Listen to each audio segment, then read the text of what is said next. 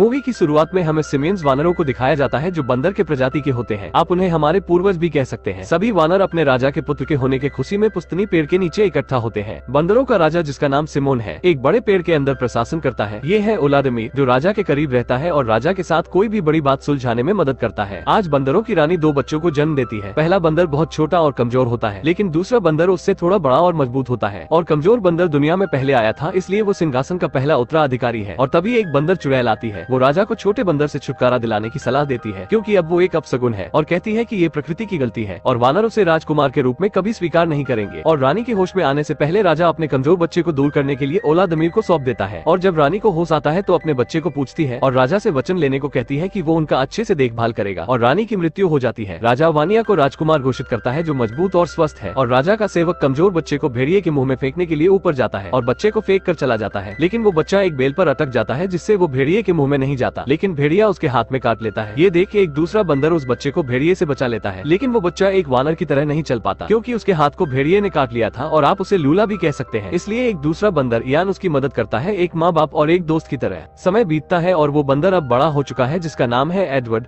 लेकिन वो अभी भी इयान की पीठ पर सवारी करता है, क्योंकि अभी भी उसका एक हाथ काम नहीं करता। और वो दोनों ऐसे रहते हैं जैसे एक दोस्त हो। इयान को बोलने में थोड़ी समस्या है, इसलिए वो ठीक से बात नहीं कर सकता। एडवर्ड देखता है कि एक चूहा उसका खाना चुरा रहा है। वो उसे पकड़ने के लिए उसके पीछे भागता है, लेकिन एक हाथ से उसे पकड़ नहीं पाता। फिर वो पेड़ के रस का इस्तेमाल करके एक जाल बनाता है, जिससे वो चूहे को पकड़ सके। और तभी उन्हें एक आवाज सुनाई देती है। आवाज से उन्हें पता लगता है कि खेल की शुरुआत हो चुकी है। इस खेल में एक नारियल के फल को बॉल बनाकर बड़े जानवर की खोपड़ी में डालते हैं। जिसका बॉल उस खोपड़ी में गया, वो खेल का विजेता होता है। इयान जाने से मना करता है, क्योंकि इन दोनों वानरों के अन्य वानरों द्वारा भेदभाव किया जाता है। एडवर्ड किसी भी तरफ इयान को मना लेता है और दोनों खेल देखने चले जाते हैं। वानिया, जो राजा का बेटा है, वो इस खेल का पहला विजेता है, जिससे सभी वानर उसकी तारीफ करते हैं। अब खेल का दूसरा पड़ाव शुरू होता है। खेल के बीच में बॉल देखकर इयान से रहा नहीं जाता और बॉल को एक छलांग में पकड़ लेता है और नीचे गिरता है, लेकिन वो बॉल एक छेद में चला जाता है, जहाँ से उस बॉल को निकालना असंभव था। सभी वानर इयान को पीटने लगते हैं और एडवर्ड उस बॉल को निकालने के लिए एक लंबी लकड़ी और पेड़ के चिपचिपे रस का इस्तेमाल करता है और बॉल को बाहर निकाल लेता है। सभी वानर उसके चारों तरफ इकट्ठा हो जाते हैं और पूछते हैं उसने ये जादू कैसे किया। और तभी वानिया आ जाता है और एडवर्ड से बॉल लेकर ऊपर फेंकता है, लेकिन उस चिपचिपे रस से बॉल उसके हाथ में चिपक जाता है।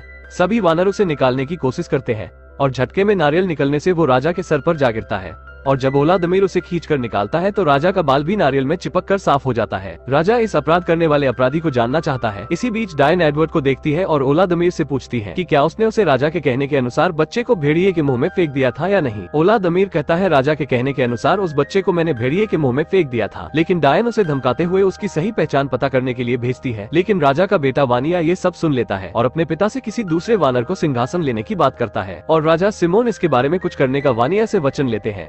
एडवर्ड और इयान कुछ बातें कर ही रहे होते हैं कि राजा के कहने के अनुसार 2 बंदर एडवर्ड के पास आते हैं और कहते हैं राजा ने आपको बुलाया है। वहां पहुंचने के बाद पता चलता है राजा की उपस्थिति में एडवर्ड को जादू करने के अभ्यास में आरोप लगाया जाता है। एडवर्ड उन्हें समझाता है कि ये कोई जादू नहीं है, बल्कि कुछ तरकीबें हैं जो उसने खोजा है। और एडवर्ड उस गलती का समाधान देने के लिए एक पत्तों का ताज बनाता है, जिससे राजा सिमोन का टकला भी ढक जाता है और सिमोन को राजा होने का पहचान भी मिल जाता है। फिर पत्तों में साफ पानी इकट्ठा करके आईना बनाता है। राजा पहली बार अपना चेहरा देखकर बहुत खुश होता है। उसके बाद वो राजा के लिए एक झूला बनाता है और वो कुछ बातें कर ही रहे होते हैं कि कुछ कीड़ों उन पर हमला कर देते हैं। ये सब उस डायन का किया होता है और राजा झूले से नीचे गिर जाते हैं और एडवर्ड पर डायन राजा के हत्या करने का आरोप लगाती है। और राजा का बेटा वानिया इसी का फायदा उठाते हुए एडवर्ड को उस बड़े पेड़ से नीचे फेंक देता है। और राजा सिमोन को होश आता है तो पूछते हैं, एडवर्ड को नीचे किसने फेंका। वानिया कहता है, उसे मैंने नीचे फेंका, क्योंकि उसने आपको मारने की कोशिश की। राजा सिमोन कहते हैं, उसने मुझे कोई हानि नहीं पहुंचाई और तुमने एक वानर की हत्या की है। एडवर्ड को होश आता है तो देखता है वो पेड़ से नीचे गिरा हुआ है और इयान एक लता से लटक कर उसकी तरफ हाथ बढ़ाता है, लेकिन एडवर्ड उस तक पहुँच नहीं पाता। वो इयान को छोड़कर रेगिस्तान की ओर बढ़ता है।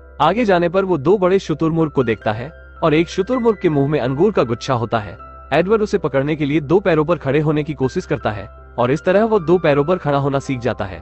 और तभी वहाँ भेड़ियों का एक झुंड उनके पास दौड़ते हुए दिखाई देता है और इन तीनों को भी भागना पड़ता है। पहली बार एडवर्ड भागता है, वो भी उल्टा, लेकिन शुतुरमुर्ग को सीधा भागता देख वो भी सीधा भागने लगता है। एडवर्ड ये देखकर काफी खुश होता है कि अब वो तेजी से आगे बढ़ सकता है। अब उसका एक हाथ उसके लिए बाधा नहीं बनेगा।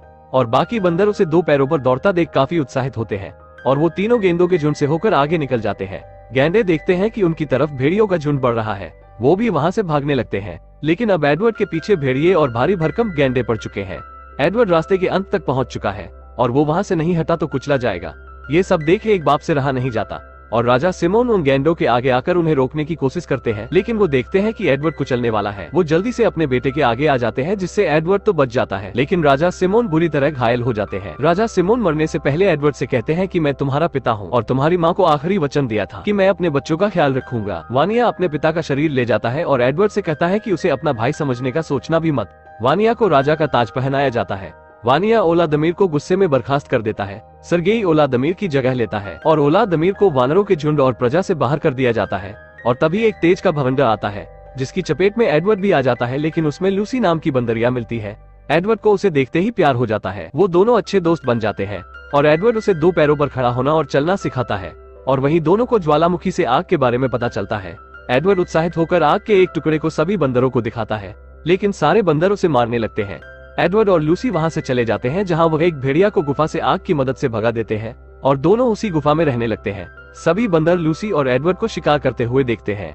अब तो एडवर्ड भेड़िए को नियंत्रण करना सीख भी लिया है। सभी वानर उस पुश्तैनी पेड़ को और अपने राजा वानिया को छोड़ देते हैं, क्योंकि वह और अधिक भूखे नहीं रह सकते। डायन वानरों को डराने के लिए पेड़ की आत्मा को बुलाती है। तभी एक बंदर पेड़ से आने वाली आवाज का पता लगाने के लिए आवाज का पीछा करता है और उसे पता चलता है कि पेड़ की कोई आत्मा नहीं, और उसे पता चलता है कि यह सब डायन का किया धरा है। डायन उसे मारने के लिए दौड़ाती है, लेकिन सभी वानरों को पता चल गया है बंदरिया डायन का सब कुछ किया धरा है। वो वानरों को मारना चाहती है। सभी उस पेड़ को छोड़कर एडवर्ड के पास गुफा में रहने के लिए चले जाते हैं, लेकिन लूसी सभी वानर को अंदर नहीं आने देती है, क्योंकि वो लोग एडवर्ड के साथ बुरा ही किए थे। लेकिन सभी बंदर एडवर्ड और लूसी से कहते हैं कि वो खाना खाकर चले जाएंगे, लेकिन वह नहीं जाते और सारी रात गुफा में मनोरंजन करते हैं। वो लोग भी एडवर्ड और लूसी के साथ रहने लगते हैं और एक अपना गांव बनाते हैं। और लूसी एडवर्ड अब शादीशुदा है। कुछ दिन बाद उनका एक बच्चा भी होने वाला था। एडवर्ड कहता है अगर हमारा पुत्र हुआ तो उसका नाम इयान होगा। और सारे वानर पुस्तनी पेड़ को छोड़कर चले गए।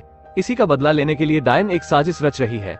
लूसी घर पर आराम करती है और एडवर्ड निर्माण कार्य में गाँव वालों के कामों में काफी मदद करता है। और सभी वानर एडवर्ड की तरह 2 पैरों पर काम करते हैं। वो अब अपने भोजन के लिए शिकार कर सकते हैं और डिएगो अच्छी चित्र बना सकता है। लेकिन तभी टिड्डियों का झुंड उस गांव वालों पर हमला कर देता है और वो सभी चीजों को नष्ट कर देता है। सर्गेई और बाकी वानर जानते हैं कि ये उस डायन का काम है, इसलिए वो सभी मिलकर उस पेड़ के पास जाते हैं। सभी वानरों के पेड़ तक पहुंचने से पहले लूसी एडवर्ड से वानिया को बचाने के लिए कहती है। एडवर्ड पेड़ के नीचे जाकर वानिया को आवाज लगाता है, लेकिन उसे कोई जवाब नहीं मिलता। सभी वानरों के पहुंचने के बाद वानिया बाहर निकलता है। सभी वानर उसे कहते हैं कि अगर वो पेड़ को उनके हवाले कर देता है तो उसे जाने देंगे, लेकिन उल्टा वानिया वानरों से वादा करता है वो उन्हें जीवित छोड़ देगा अगर वो यहाँ से चले जाते हैं तो। गिजेला वानिया का बचाव करने की कोशिश करती है, जो वानिया की पत्नी है, और सर्गेई वानिया पर हमला करने की अनुमति देता है। और वानिया गुस्से में वानरों को मारने लगता है, लेकिन वानरों की संख्या ज्यादा होने की वजह से उनके आगे टिक नहीं पाता। पेड़ में आग लगा दिया जाता है, लेकिन एडवर्ड पेड़ के नष्ट होने से पहले गिजिला को उस पेड़ से बचा लेता है। लेकिन इस बीच एक जलते हुए पेड़ की शाखा से खुद दब जाता है। वो वानिया को मदद के लिए बुलाता है। वानिया उसे अपने पीठ पर रखकर वहाँ से एडवर्ड को लेकर भाग जाता है, जिससे एडवर्ड की जान बच जाती है और वो डायन उसी पेड़ में जलकर मर जाती है। लेकिन अब पुश्तैनी विशाल पेड़ जलकर राख हो चुका है और वानरों के लिए यहाँ कुछ नहीं बचा। वानिया और एडवर्ड नाराजगी को दूर करते हैं और सभी वानरों के सामने अपने भाई को स्वीकार करते हैं। सर्गेई वानरों में दहशत पैदा करता है कि अब रहने की कोई जगह नहीं, हम सब भूख से मरेंगे। लेकिन एडवर्ड सभी वानरों को एकत्रित करता है और बताता है हमारे जीने की एक आशा है। उन पहाड़ों के पीछे वो पक्षियों का पीछा करते हैं और वहाँ उन्हें पानी, पहाड़ों और हरे भरे जंगल मिलते हैं और वो एक नई जगह की खोज करते हैं जहाँ एडवर्ड का मित्र इयान भी था। और यहीं पर ये मूवी खत्म हो जाती है। इस मूवी से हमें यही सीख मिलती है कि कभी खुद को या किसी को कमजोर नहीं समझना चाहिए। वैसे अगर आपको ये वीडियो ठीक लगा हो तो एक लाइक कर देना, अगर ठीक ना लगे तो कमेंट में बता देना।